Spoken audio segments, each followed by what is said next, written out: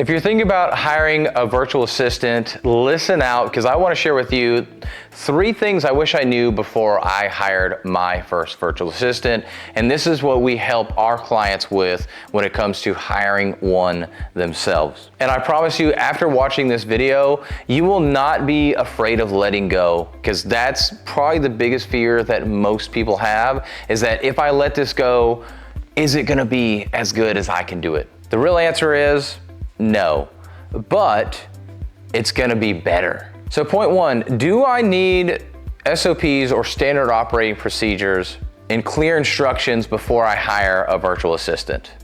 Not really. You don't have to have SOPs. It's beneficial to have those, but you do need to have clear instructions.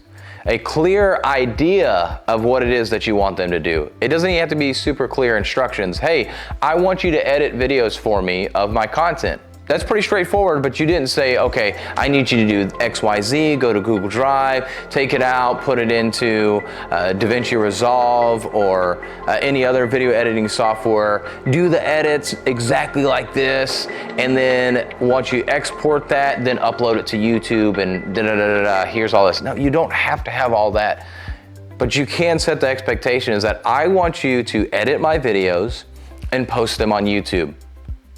They can fill out the things in between. And if you really want a standard operating procedure and a clear set of instructions to go along with that, you can actually have them do that themselves. They can record themselves on something like Loom or screen capture software, as well as just having a phone on them as they're talking through that. You can also just use ChatGPT to do that, or you can have them as they're going through, write down every single step of what they're doing, and voila, there's your SOP, and you hired a VA before even creating it. Number 2, communication tools.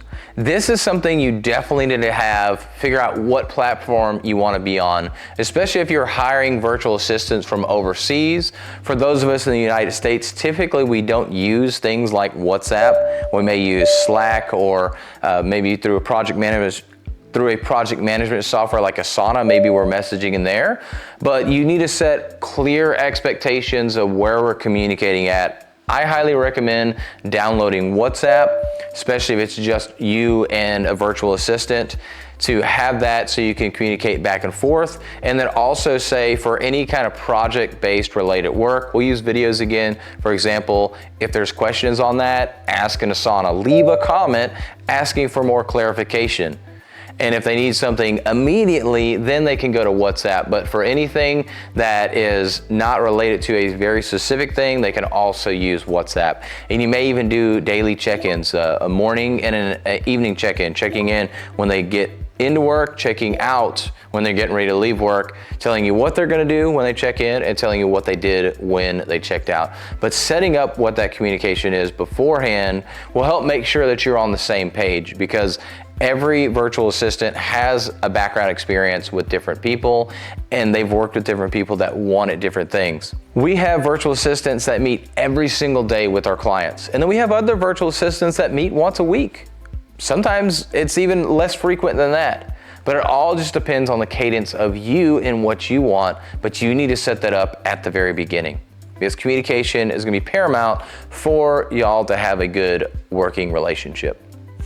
And number 3, there is so much return on the investment of having a virtual assistant that I didn't even realize was gonna be the case.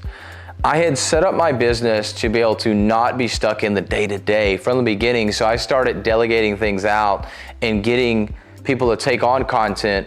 But what I found was that I would give an idea of do this, do that, whatever it may be, but then they were able to find other things that I didn't even know were actually missing. And so it made my content better. It made my business better. I talk about my HR person all the time. I didn't have contracts in place when I first started. I was doing all the payroll myself, and she was willing to take on these tasks for me, which I didn't think I could let go. I didn't think I'd be comfortable letting those things go. But she was coming up with different things, one, to keep her job security, but also two, to help me really be able to get back more time. And so there was so much more return on the investment of having these virtual assistants on the team than not having them on the team than I even realized. So sometimes hiring a virtual assistant, you might only have an idea that, oh, I want to do this, this, and this. There's only a couple things, but they will find ways to fill in that time. And also with communication, you need to communicate that, hey, I know this might not keep you 100% busy. So if you see things that you think that I could use help with, well, let's talk about it. Let's see what else we can do. Where are you trying to grow into? What do you want to do? Maybe they don't want to do video editing for the rest of their life. Maybe they want to do HR. Maybe they want to do social media management.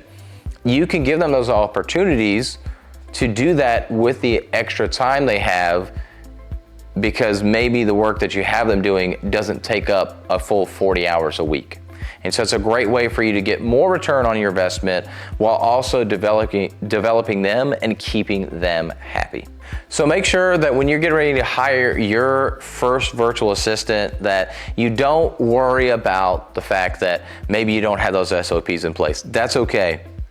You want to set up your communication properly in order to make sure that everything goes smoothly as y'all begin work. And there's so much more return on your investment than you even realize, because virtual assistants are a powerful tool for your business. And if you want help learning how to actually hire, what to look out for, I do have a hiring checklist that you can get. Just comment checklist below and we'll make sure to send that to you.